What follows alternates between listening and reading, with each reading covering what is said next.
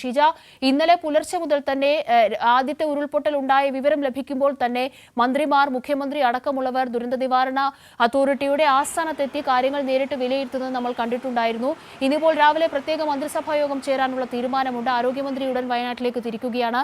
ഇന്നത്തെ മന്ത്രി തലത്തിലുള്ള അല്ലെങ്കിൽ സർക്കാർ തലത്തിലുള്ള ക്രമീകരണങ്ങൾ എങ്ങനെയാണ്?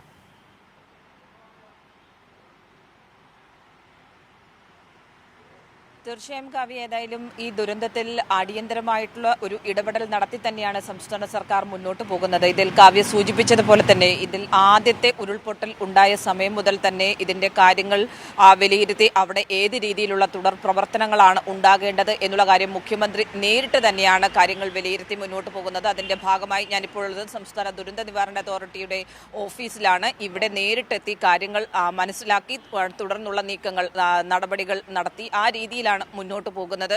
ഇന്ന് രാവിലെ ഇപ്പോൾ 9:30 പ്രത്യേക മന്ത്രിസഭാ യോഗമല്ല, സാധാരണ രീതിയിൽ ചേരുന്ന മന്ത്രിസഭാ യോഗമാണ്. പക്ഷേ ഇന്ന് ഈ വയനാട് ദുരന്തത്തിന്റെ പശ്ചാത്തലത്തിൽ ഇന്നത്തെ മന്ത്രിസഭാ യോഗത്തിനേറെ പ്രത്യേകത ഉണ്ട് എന്നുള്ളത് എടുത്തു പറയേണ്ടതാണ്. കാരണം നിലവിൽ വയനാട്ടിലുള്ള സാഹചര്യം, അതോടൊപ്പം തന്നെ സംസ്ഥാന വ്യാപകമായി മഴ ശക്തിപ്പെടുന്ന ഒരു സാഹചര്യം, ഇത് പൊതുവായി തന്നെ മന്ത്രിസഭാ യോഗം ചർച്ച ചെയ്യുന്നതായിരിക്കും. അതിനുശേഷം ഒരു പ്രത്യേക യോഗം ചേരുന്നുണ്ട്. ഉദ്യോഗസ്ഥരെ ഉൾപ്പെടെ വിളിച്ചുകൊണ്ടുള്ള യോഗമാണ്. ഉദ്യോഗസ്ഥതല മീറ്റിംഗിൽ മുഖ്യമന്ത്രി വിളിച്ചിട്ടുള്ള ഈ ഒരു യോഗത്തിൽ വയനാട് നിന്നുള്ള മന്ത്രിമാരിൽ ആരെങ്കിലും കൂടി ഈ യോഗത്തിൽ ഓൺലൈനായി പങ്കെടുക്കുന്നതായിരിക്കും.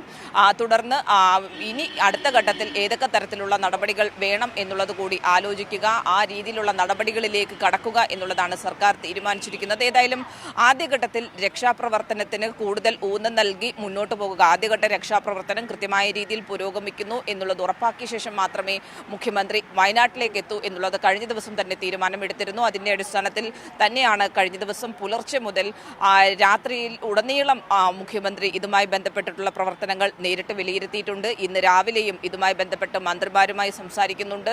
അവിടെ വയനാട് ജില്ലയിൽ ക്യാമ്പ് ചെയ്തിട്ടുള്ള മന്ത്രിമാരുമായി സംസാരിക്കുന്നുണ്ട്. അത്തരത്തിലുള്ള പ്രവർത്തനങ്ങളെല്ലാം ഇവിടെ നിന്നും ഏകോപിപ്പിച്ച് തന്നെയാണ് കാര്യങ്ങൾ മുന്നോട്ട് നീക്കുന്നത് മുഖ്യമന്ത്രി. അതിന്റെ ഭാഗമായിട്ടുള്ള പ്രവർത്തനങ്ങൾ, ആദ്യഘട്ട പ്രവർത്തനങ്ങൾ പൂർത്തിയാക്കിയതിനു ശേഷം ഇന്ന് വൈകിട്ടോട് കൂടിയായിരിക്കും മുഖ്യമന്ത്രി കോഴിക്കോടേക്ക് എത്തുക. ഇന്ന് രാത്രിയോടുകൂടി കോഴിക്കോട് എത്തിയതിനു ശേഷം നാളെ രാവിലെ വയനാട് എത്തുക എന്നുള്ളതാണ് നിലവിൽ ഇപ്പോൾ തീരുമാനിച്ചിരിക്കുന്നത്. ഏതായാലും അതിന് മുന്നോടിയായി തന്നെ കാര്യങ്ങളിൽ തുടർന്നുള്ള നടപടികളിൽ ഏതെങ്കിലും തരത്തിലുള്ള നിലവിലെ രക്ഷാ ദൗത്യത്തിൽ ഏതെങ്കിലും തരത്തിലുള്ള മാറ്റങ്ങൾ വരുത്തേണ്ടതുണ്ടോ, കൂടുതൽ സഹായങ്ങൾ കേന്ദ്രത്തിൽ നിന്നും നേരത്തെ തന്നെ ആവശ്യപ്പെട്ടിരുന്നു, അതിന് പുറമെ എന്തെങ്കിലും ആവശ്യപ്പെടേണ്ടതുണ്ടോ എന്നതടക്കമുള്ള വിഷയങ്ങൾ സമഗ്രമായി മന്ത്രിസഭാ യോഗത്തിലും തുടർന്നുള്ള ഉദ്യോഗസ്ഥല യോഗത്തിലും ഒക്കെ ചർച്ച ചെയ്യുന്നതായിരിക്കും.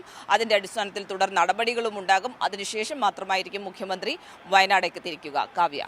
ഷീജ, നമ്മൾ ഇത്തരം വിവരങ്ങൾ പറയുമ്പോൾ ഈ ഒരു ഘട്ടത്തിൽ വയനാടിന് ഏറ്റവും അധികം ആശ്വാസമാകുന്നത് ഓരോ സാധാരണക്കാരനുമായിട്ടുള്ള മനുഷ്യരാണ്.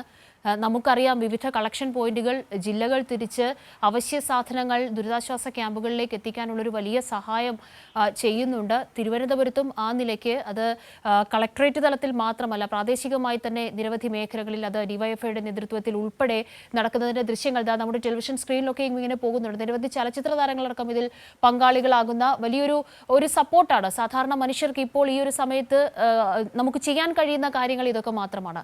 തിരുവനന്തപുരത്ത് അത്തരം സജ്ജീകരണങ്ങൾ ഇപ്പോൾ വിവിധ മേഖലകളിൽ വിവിധ നേതൃത്വങ്ങളുടെ അടിസ്ഥാനത്തിലൊക്കെയും തുടങ്ങിയിട്ടുണ്ട്.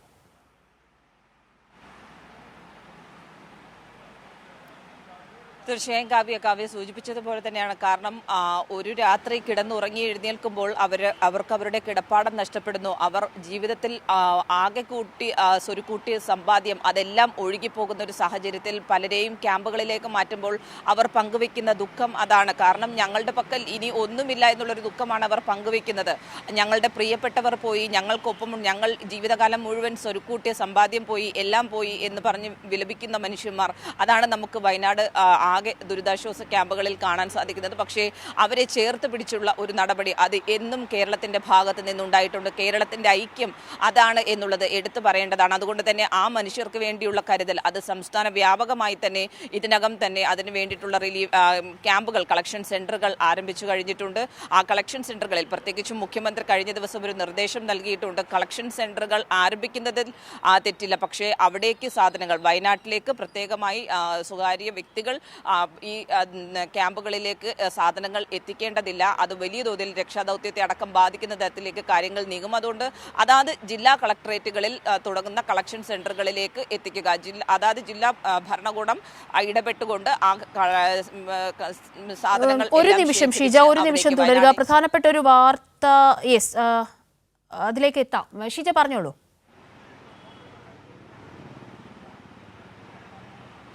തീർച്ചയായും അങ്ങനെ അതാത് ജില്ലാ കളക്ടറേറ്റുകൾ മുഖേന ജില്ലാ ഭരണാധികാരികൾ ഇത് കളക്ട് ചെയ്ത് അവിടേക്ക് എത്തിക്കുക എന്നുള്ളതാണ് തീരുമാനിച്ചിരിക്കുന്നത്. ഇപ്പോൾ തിരുവനന്തപുരത്ത് ഇന്ന് കളക്ടറേറ്റിൽ കളക്ഷൻ സെന്റർ ആരംഭിക്കുന്നതായിരിക്കും. അതിനു പുറമെ ഡിവൈഎഫ്ഐയുടെ കളക്ഷൻ സെന്റർ ആരംഭിച്ചിട്ടുണ്ട്.